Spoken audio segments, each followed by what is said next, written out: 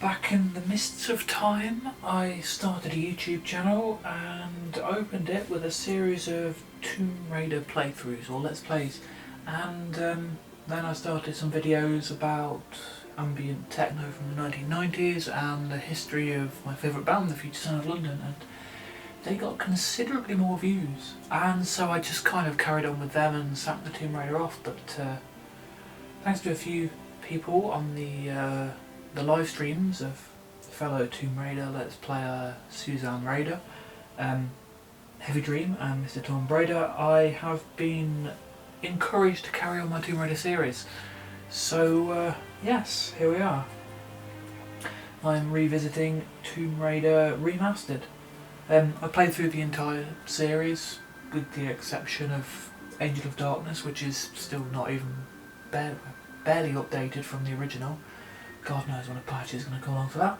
So this is no longer going to be in a kind of a first play reaction to it, but I will still try and give my thoughts on the remaster as I go along. And I recently played through the levels I initially played, which were the first 7 through to Palace Midas, and I'll be carrying on now with the Cistern. So here we go. So here I am at the end of Palace Midas, about to drop down this very deep hole, which doesn't lead to the Cistern here, but will do when we get there. And Lara has just spent a significant amount of time going through traps and killing off about 3,000 gorillas, and I actually have a video of me trying to play, well, actually succeeding eventually at playing this level without killing anything, and oh my god, there are so many gorillas. I have to upload that at some point. Anyway, and she's done all that just to get into the sewers. I've not been doing all secrets on this quick catch up because I can't be bothered. Some of them are an absolute pain. So here we are in the Cistern, the sewers underneath the Greco-Roman, whatever complex that we've been in. When I first played Tomb Raider, this was one level that I really, really loved. I know that's kind of almost a hot take, like people do not like this level. This and the following level are almost universally considered to be the worst levels of Tomb Raider 1, necessarily the least popular.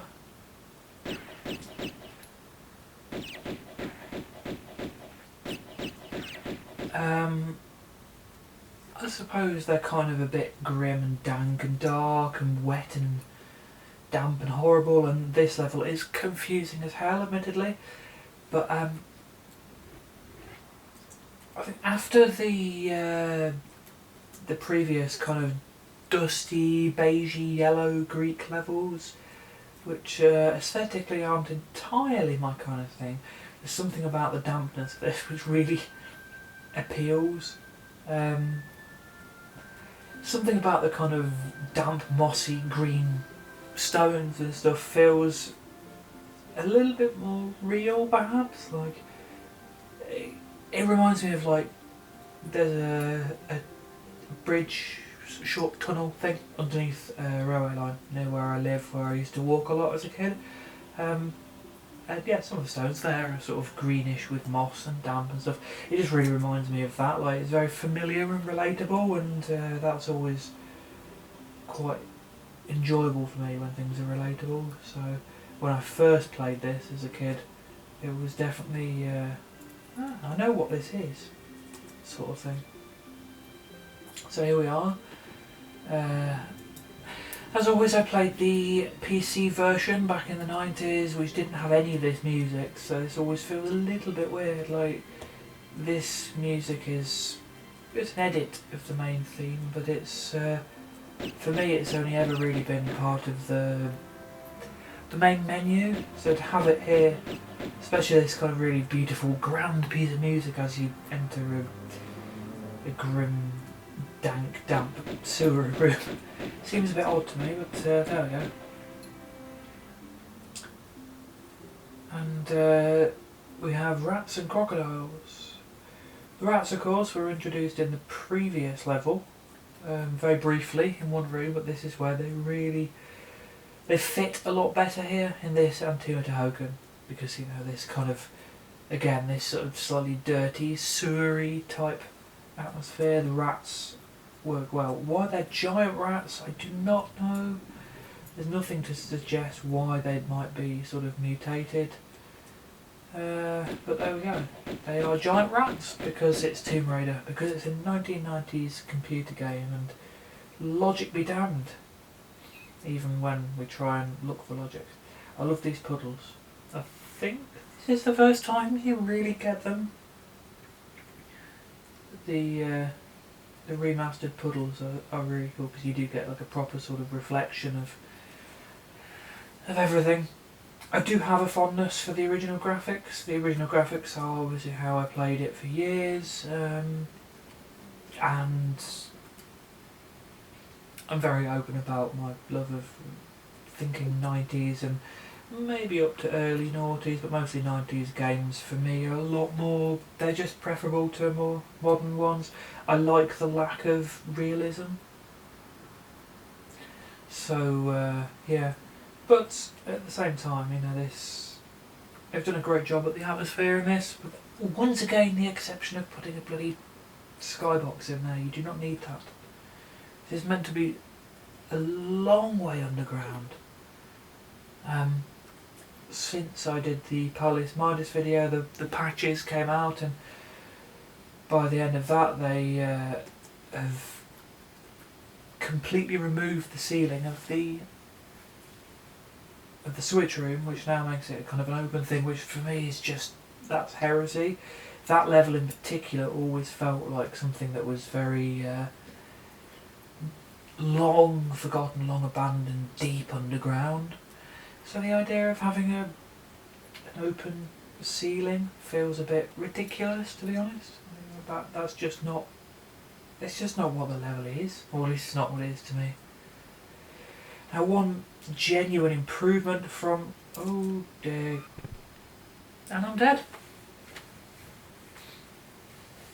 I do love an accidental death.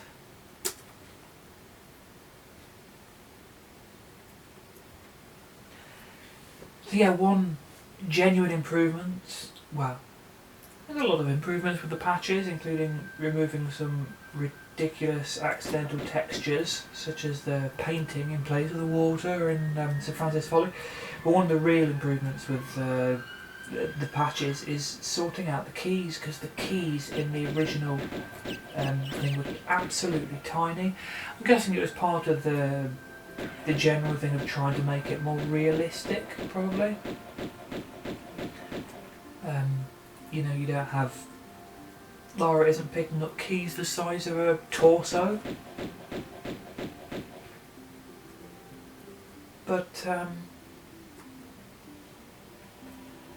they were really, really difficult to see, and given that most of the keys in this level are kind of iron keys, rusty keys, silver keys and things, and most of the level is grey, it made them an absolute nightmare. Like, even as someone who's played this game, I wouldn't like to think how many times they were difficult to see.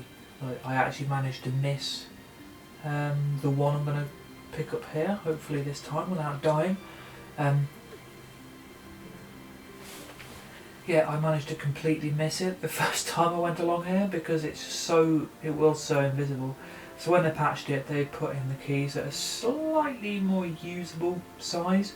Again, not realistic, but it's Tomb Raider. It's not realistic. You can't. I think applying too much kind of logic and realism to the actual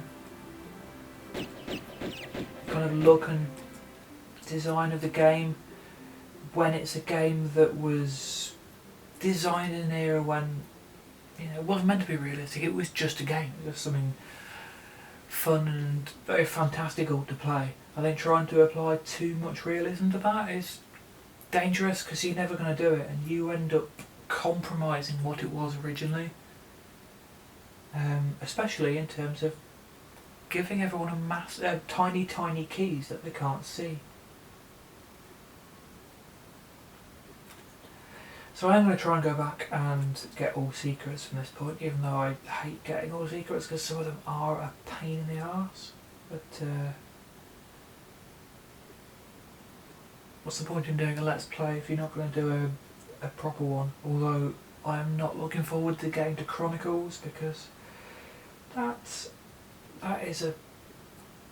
are some nasty secrets. Actually, to be fair, they all do, but I'm mostly thinking about the shooting range one in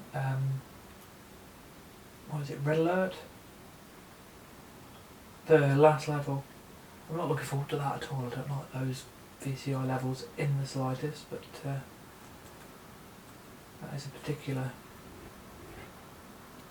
particularly, what's the word, unliked? It's the opposite of favourite. It's the opposite of favourite anyway. When I first played Tomb Raider, I got stuck. I think I might mention this when I was doing City of Vilcabamba. Sod off, Pierre. Oh. Yeah, I got stuck on City of Vilcabamba and had no idea what to do. But a friend of mine did have a book with a book of like gaming cheats, and so he gave me Tomb Raider cheats, including the level skip. And this was which I've just played, was the first time I met Pierre. Because I did a level skip and tried to go through them all. And on every single one, I kind of got stuck. But I did manage to get through to this point in the Cistern, because this opening bit is actually one of the easier level openings in the later game. And I got Pierre, and I just remember thinking, why is there a bloke? What's he doing? It just confused the hell out of me. So that's secret number one up here. This isn't a particularly difficult one. And we get some shotgun shells. So when I was playing through the hold on, I'm going to save this because I'm going to mess up this jump if I don't. And if I do, I won't mess it up, so... See? When I was playing through these first few levels, just to catch up with where I am, because obviously I played it through to the end of Unfinished Business. I played through the levels a couple of days ago, and I literally just used pistols, and I haven't used any. I can't remember what I did when I first played through these with my original walkthroughs. I probably should have, Let's Plays, I probably should have actually rewatched those while doing this, but solid. Yeah, so I just used pistols, so I have pretty much all the ammo. I mean, I don't have anything picked up from secrets that I didn't get, but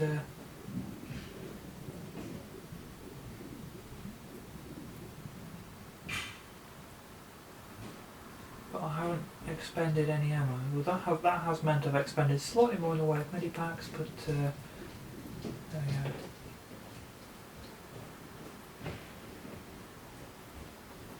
I have more than enough medipacks as it is. I think. 22 small, 11 large. Yeah, I really don't need. I mean, I always end Tomb Raider games with like at least 10 of each. I think in Tomb Raider 3. No, it's 4th, Last Revelation, where they give you so many. Like they're really good on weapons in Last Revelation because they give you lots, but you need to use them. But with medipacks, it's just they give you so many, and given that game doesn't really have the later game enemies, like the really the tricky ones, like it doesn't have an equivalent of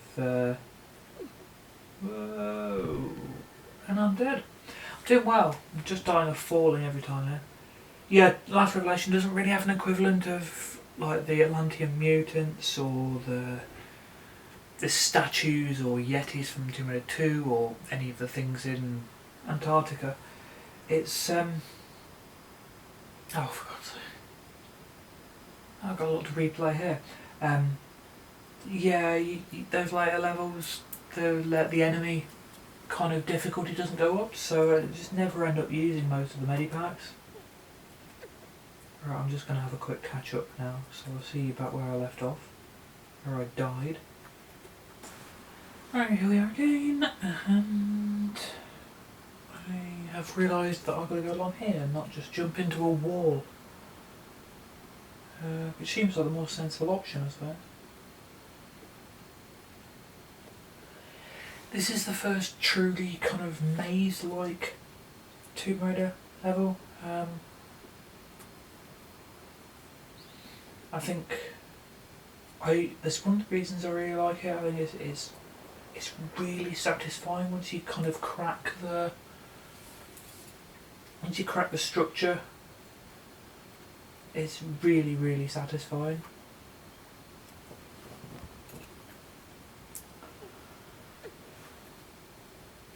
And it's a case of like, work out your way through it.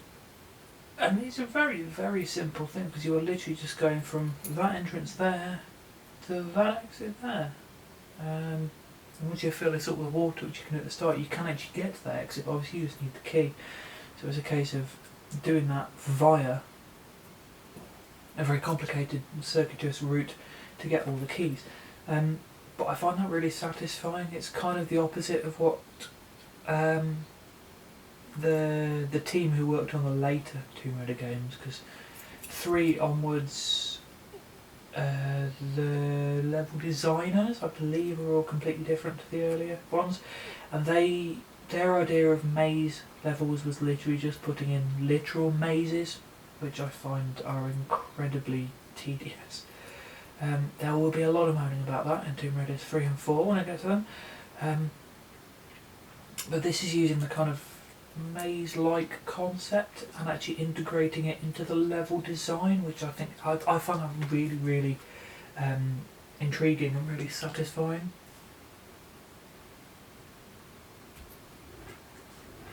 So the first of 2 rusty keys. Or possibly 3 actually.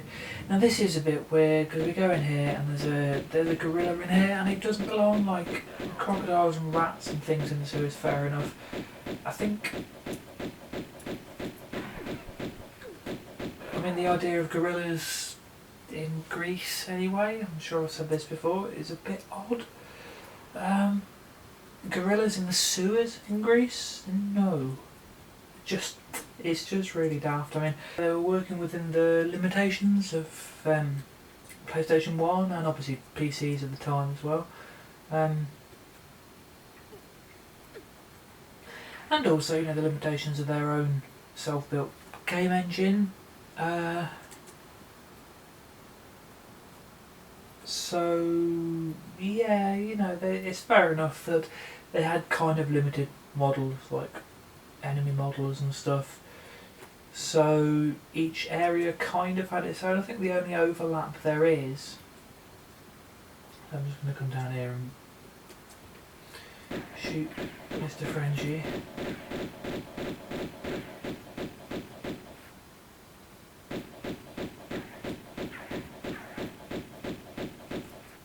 And take a mini pack while I'm at it because he's taking a lot of life from me. Let him disappear. There we go.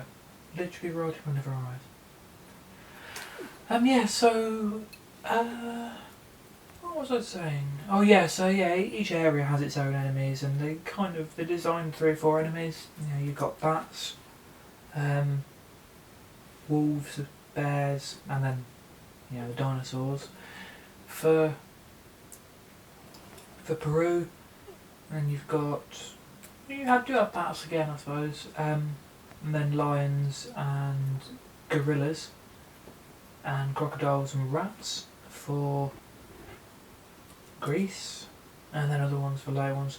And yeah, there's crocodiles crossover between between Greece and Egypt, and bats cross over between the first two.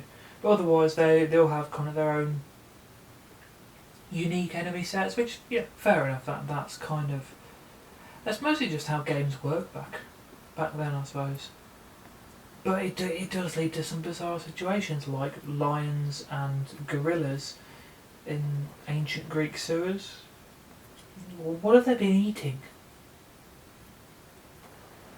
Like, is there really enough food in these ancient, undiscovered, untouched sewers? Is there really enough food to keep an extremely large population of gorillas alive?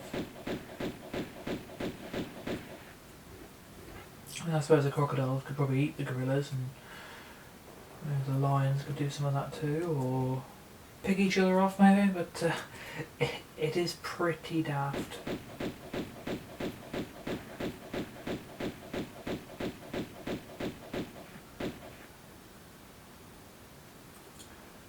Oh, I remember the time I played my first playthrough of the remaster. I didn't save at the start of this room, and I think mostly going up here, I fell and died. I think I did it about 6 or 7 times, and I got really sick of this room. So I'm saving a lot now. There's the inside of Laura's skull, which is disturbing. I really love this croc here, just peeking round the corner here.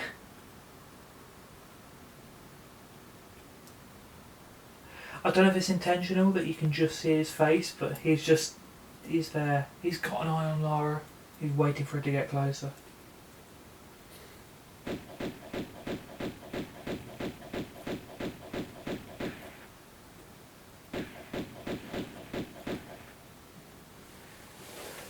And he has died.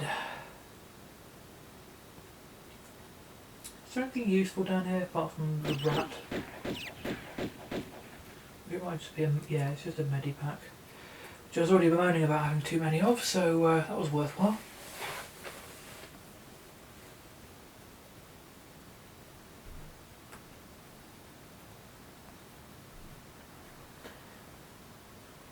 Okay, so back up to the top. I mean, a lot of that can actually be avoided. In fact, all of that combat can be avoided if you really want to.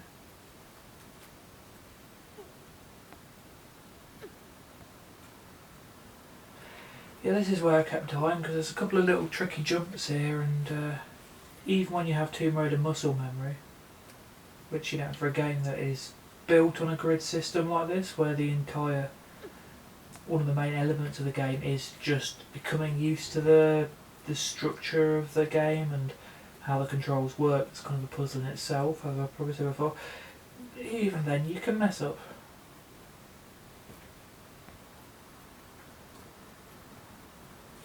So I did probably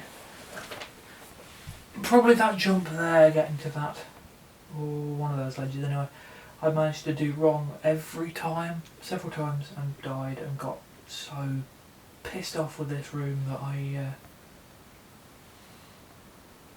never wanted to see it again. So here's me seeing it again.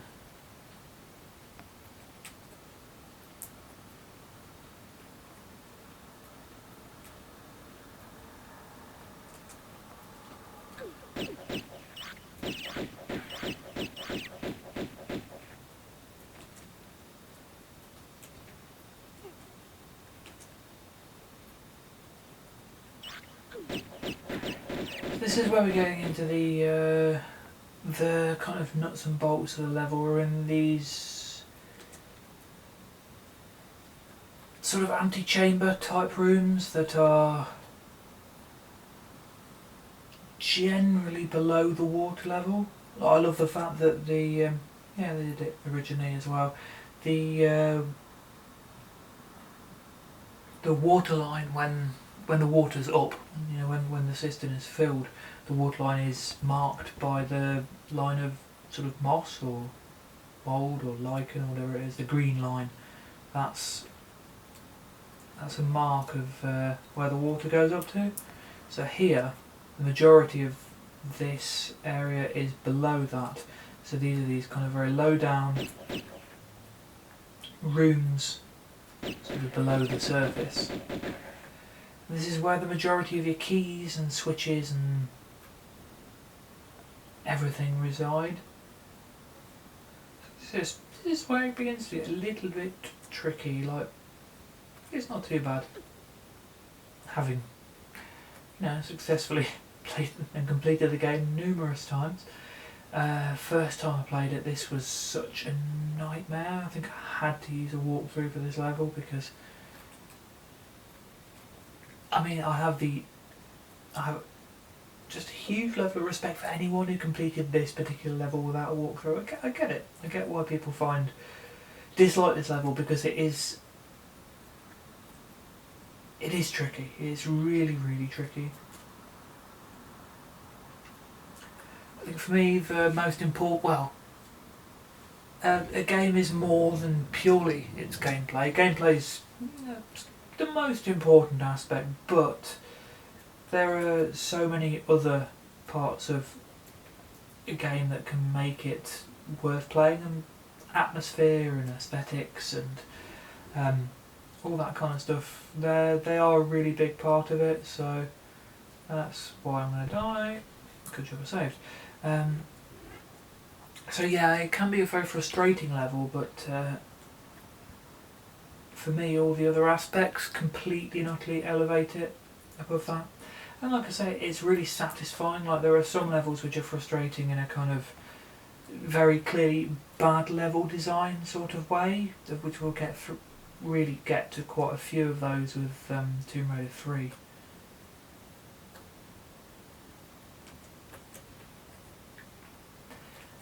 There's a difference between challenging and just tediously hard. Oh, sod off, Pierre.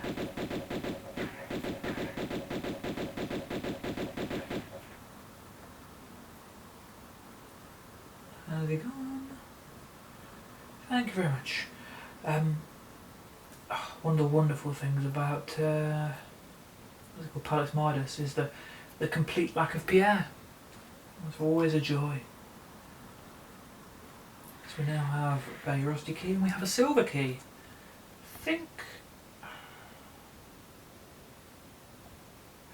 Might be wrong, but I think that's actually all the keys we need to get the final gold key. Might be wrong. Might be wrong. What's through here? Like I say, even as someone who's completed the game numerous times, yeah, you see, there's another one here. Or is this? That looks like another silver key, yes. Yeah, someone has completed this game who knows how many times. This level is still kind of, there's just a little bit of that early joy of discovery or confusion of like, where the hell do I go? So yeah, I can't get up there at the minute, so it's back down to the main room. Which, no, my luck, I've gone the wrong way. I have indeed. Hold on.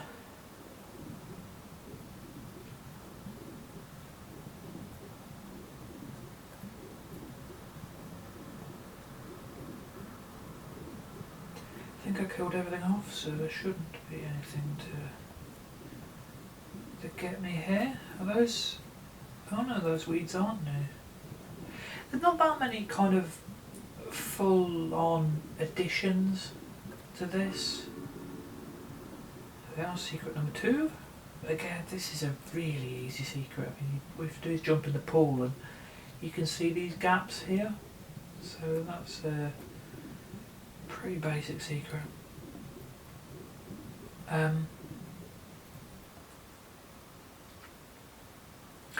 Yeah, some of the later games, the additions. Well, I suppose it's partially kind of an indoor-outdoor thing. Like the additions in the remasters are they're much better on the outdoor levels. I suppose kind of you have plants and rock structures in the distance and mountains and so on, and that kind of thing leads themselves to more advanced kind of changes and additions. Not so much you can do to this, but even things like that where you've got little weeds underground, like underwater, they were there in the first place. Ah yeah, see those, obviously this is a massive change here. Not only the kind of skyboxes which let the stuff in, but they have built stuff around that, which is cool, because this was just a plain ceiling, which, you know, it's fine. It's especially again if you like the aesthetic of 90s gaming, that kind of boxy look is it's absolutely spot on. But I do like that they've kind of put a raised bit in here.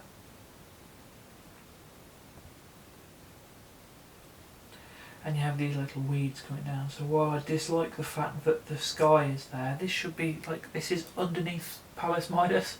It just doesn't make any sense that there's a gap, but it's aesthetically more kind of pleasing. So yeah.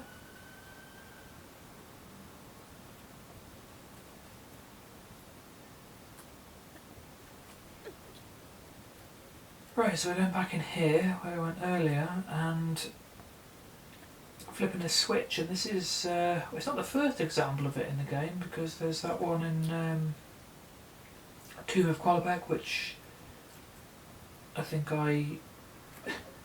the switch that I did flip, because that puzzle always gets me. This is the one that with the kind of water sound there. This fills up the main room, fills up the whole area of the system, because this is, the water level's risen there as well. And this fills the room, which enables various things, including getting to another door and accessing kind of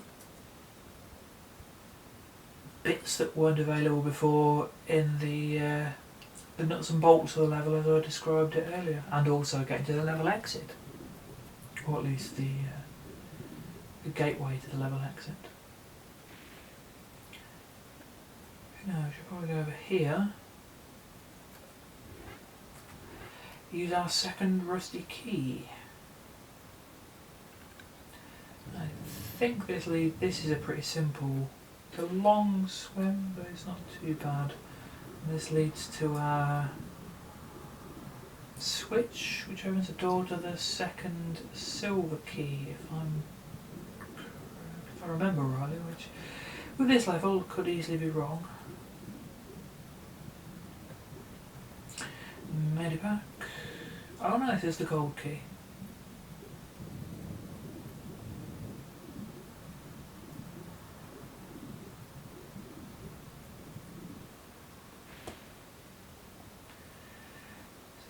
That can't be it, because there are...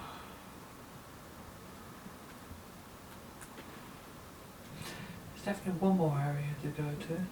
Oh, where the hell have you come from, Mr. Crocodile? Go away, I don't even remember that.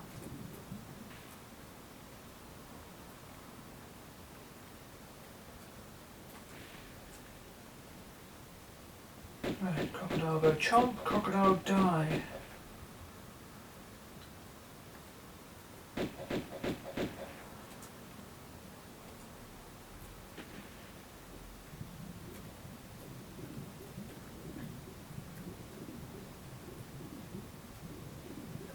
Right, so I believe it's back along here. I think you probably meant to get into it from that ledge up the top where you actually hit the switch, but I decided to do it the arse about face way.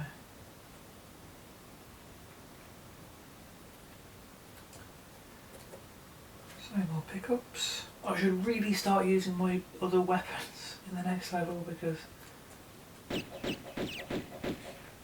I've got plenty of ammo for the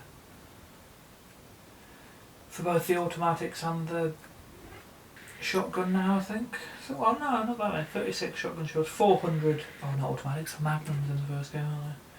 400 magnums, and spoilers, they're not going to be around for all that long, so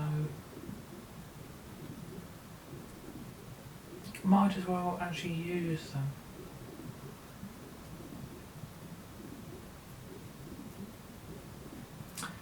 I know it. I was going to go the other way and I thought, no, that's the way back to the main room, so go this way. So it doesn't matter which one I was going to choose, it was always going to be the wrong way. Right, let's keep going.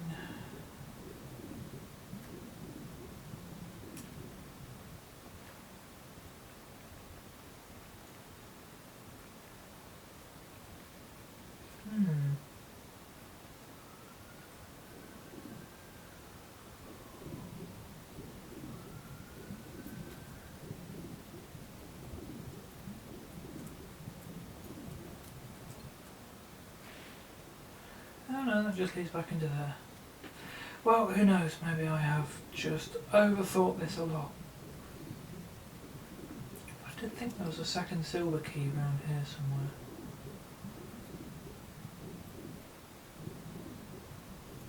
Why did I get that idea?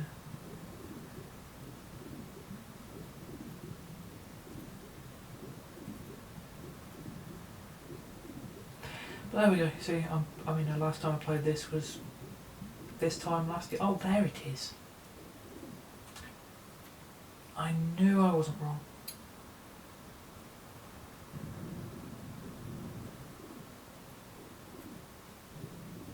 Got the wrong room, but yes. Silver key number 2.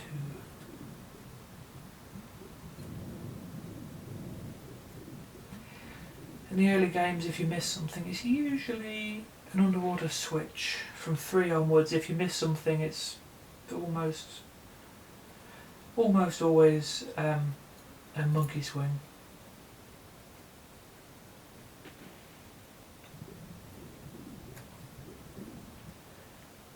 Right, so we've completed the main room. So cheerio to you. There is a whole bit there which is never you don't, I mean, you can explore it if you like, but explore, you can walk along here if you like, there's nothing there at all, and just one of those little bits I really like, because they didn't have to put that in, but they chose to nevertheless.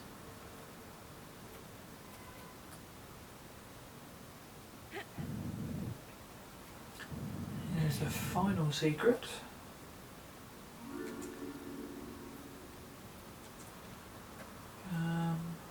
Oh, this is a jumpy thing, isn't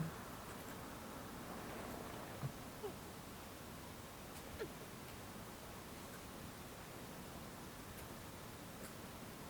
Oh, plenty of magnum ammo.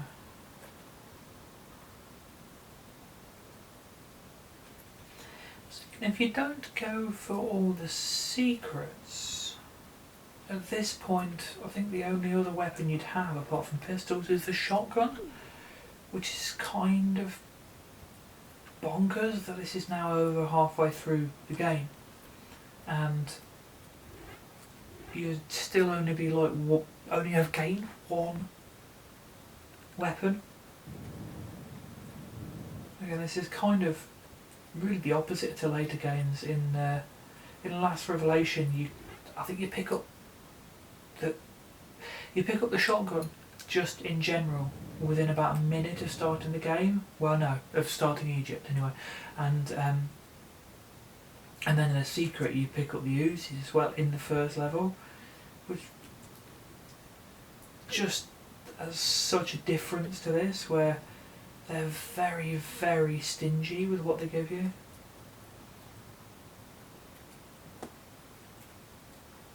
I suppose it was moving slightly more into a, I'm not going to necessarily say easier, but slightly less ruthless era of gaming.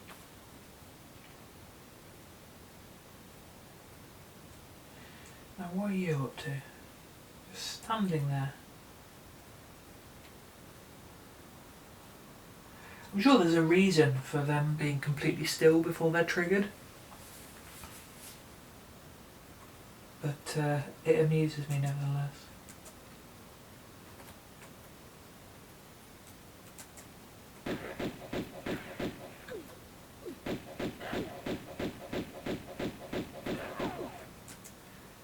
Goodbye, Mr. Gorilla. And so we use our final key, the gold key, to get through to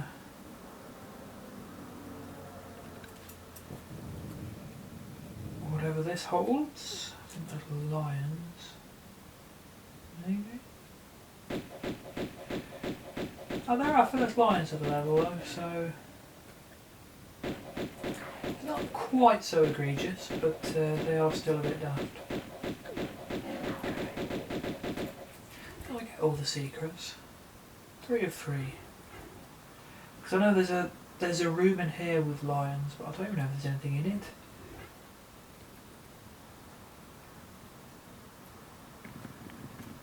I think also underneath one of these is a pickup, which in any other game would be a secret, because you know these are all spikes. So after the first 1 or 2, you'd learn to avoid them. So by putting by putting a pickup in there. Oh wait, no, they're not all spikes. Well, some of them are spikes. Nevertheless, it feels like the sort of place you'd get a secret in a later game. But now we have a small medipack just as a general pickup. Again, just testament to how tough these early games were.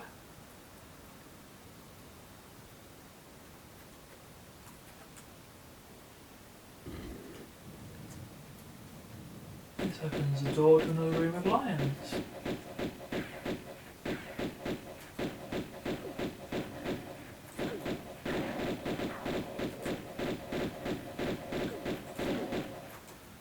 Oh, I was really thinking I should just use a better weapon, because these are just going to end up killing me for no particular reason right at the end of the game. Right at the end of the level. And did I? Did I help?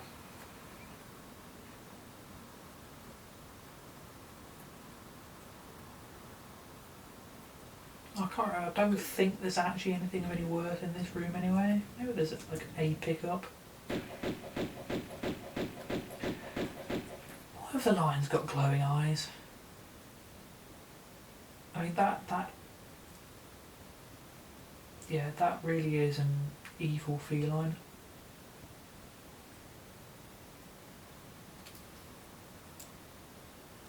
And also a bullet casing. That's pretty cool. They would not have been there in the original graphics.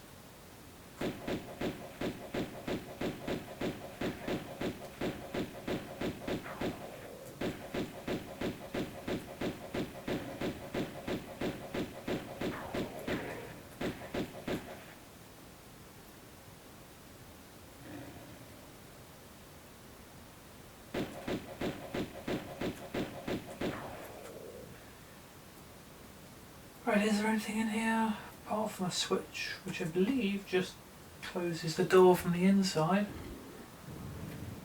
Which, I mean, if the lines are out there, you can hide. Just one of those little weird bonus areas. Unless, is there a pickup at the top?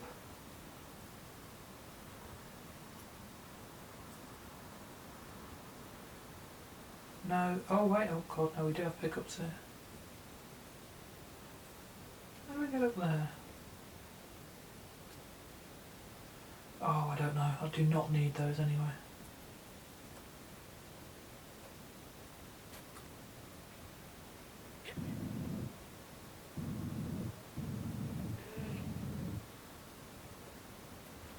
And here we are at the end of the level. And another long drop down into some water, which goes nowhere. 36 minutes, 22 pickups. Not bad, all secrets.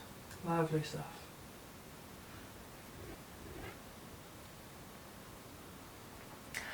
And I'm going to leave that there because we are now on to Tomb of Dehokan, which will be my next video, which will be up very soon because I'm literally going to play it now. So that will be up tomorrow, no doubt. If you do have any comments or thoughts, please do leave them below.